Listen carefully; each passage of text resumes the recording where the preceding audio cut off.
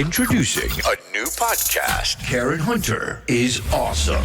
If you like me on SiriusXM Urban View Channel 126, you're gonna love me. And Karen Hunter is awesome. Hey, this is Karen Hunter, host of the Karen Hunter Show on SiriusXM's Urban View. Karen Hunter is awesome is an actual podcast to bring heat and energy and knowledge and power. A 1-2 punch that I don't think you get anyplace else. Tell the truth. So check out the podcast wherever you get your podcast. You will not be disappointed. Karen Hunter is awesome. A new podcast from Karen Hunter. I'm going to say something maybe controversial. I don't know. I think we should move like Beyonce.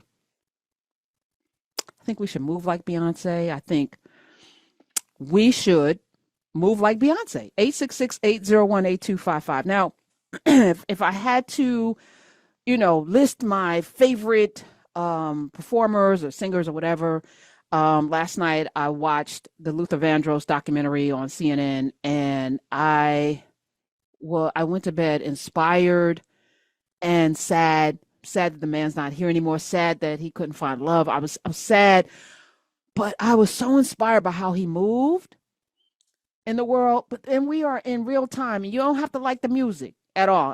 I have a couple of songs. I think the birthday song is in rotation, and I'm a complete Destiny Child. Can you pay my bills? Can you pay I love the bills, and I love independent. No, throw your hands up. I love the Destiny Child era. I'm not big on the cowboy. I don't have any of her latest country music in rotation, but I'm old school, so I'm not bringing a lot of new music into my. I like what I like. Okay. However, I watched the entire Cowboy Carter takeover on Netflix. Did not watch a minute of football, but watched the mastery of this woman who got, I think, 6 times the ratings of the CMAs that refused to nominate her or award her or invite her to the Country Music Awards. Again, we got to be unbothered because the way in which people are moving is counterproductive to their own existence, and it's okay. It's all right. I love it. I love it. I love it. I love it. Because Beyonce's like, not only am I going to not be bothered, I'm going to bring all of the country that you didn't even know. Got rodeo riders. I'm going to ride it on a horse. I'm going to have rodeo people. I'm going to celebrate all of the country, Western Black women who can sing their faces off. I might do a country album. I feel like it's there for the taking. But she came in on a horse. She came in on a horse, on a white horse. And y'all with the symbolism, I don't know if she's in the Illuminati. I don't care. This is not that conversation. We can have that conversation at some point. Not today.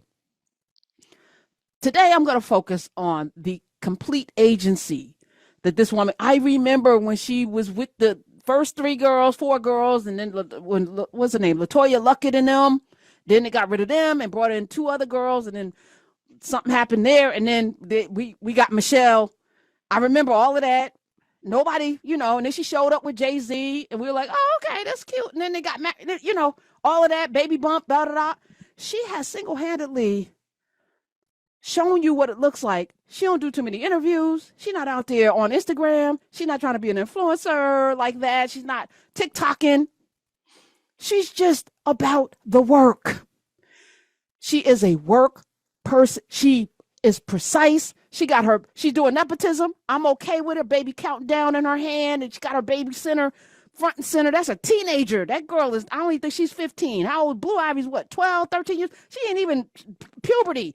Out there in the big stage, she done put her child on tour. We done watch that girl not dance, not be able to dance. Now she out there doing halftime with her mama. It's brilliant. They get a check. I'm watching this like, that's how you do it. You ain't got to be like, oh, I can't believe they don't like me. Oh, I can't believe they snubbed me. Oh, look at that. I deserve this. They didn't give me that. She was like, I'm going to take it because I can take it. Watching Luther Vandross, they didn't want him to sing whatever, Dance with My Father. Somebody called up, I think it was Urban View Mornings that talked about that. Yeah, we don't like that song. He was like, I will fund it. He came in. Here's the thing. Luther had money. Luther was doing jingles, telling y'all about Geno's. which we played. Remember that Friday we played the jingles and we had a lot of Luther when he, ooh, sizzling hot. Yes, he was doing jingles, making bank. He was back up singing for Bette Midler, who he learned about the stage mastery from, and David Bowie, who was like, this man could sing. But David Bowie is a special case anyway, because he challenged MTV. Why don't you have black people on here? David Bowie's been down with what is right. I don't know if the man can sing. It doesn't matter. Again, advocacy, but not just advocacy, just sitting and doing what's right. Oh my goodness. 866-801-8255. What is this RIP? What are y'all putting up there? When? Today? This year? Oh, he been done passed away. I'm talking about the documentary, Smith. Don't interrupt me while I'm in the middle of my flow. Don't do that. Don't do that. But yeah, so David Bowie had him as a background singer, Luther Vandross, and then Bette Midler. They introduced him to her, Roberta Flack.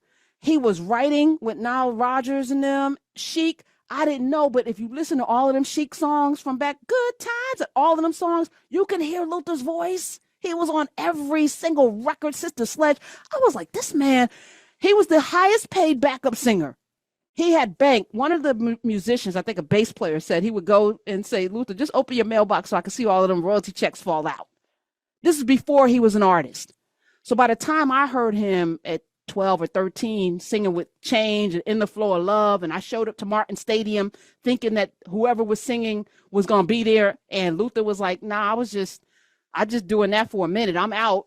I was so disappointed because I came there, Shalimar and Change was the opening act, but Luther was gone by then. But he was already wealthy. He didn't come in to music begging. He came in with passion. He came in with talent. He came in with a vision. He came in with a plan. Beyonce's the same way.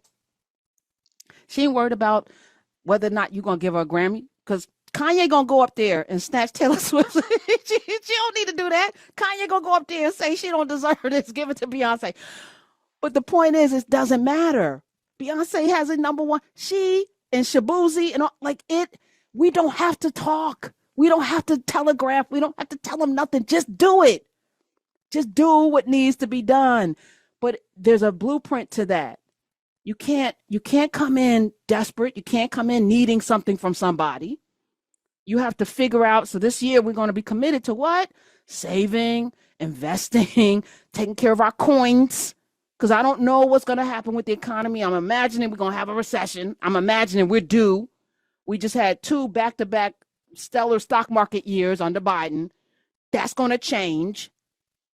Maybe there's going to be wars and rumors of war. I don't know. That's going to impact the economy. I know the banks ain't going to let it happen, but there's a push with BRICS to do something different with the currency. I don't know.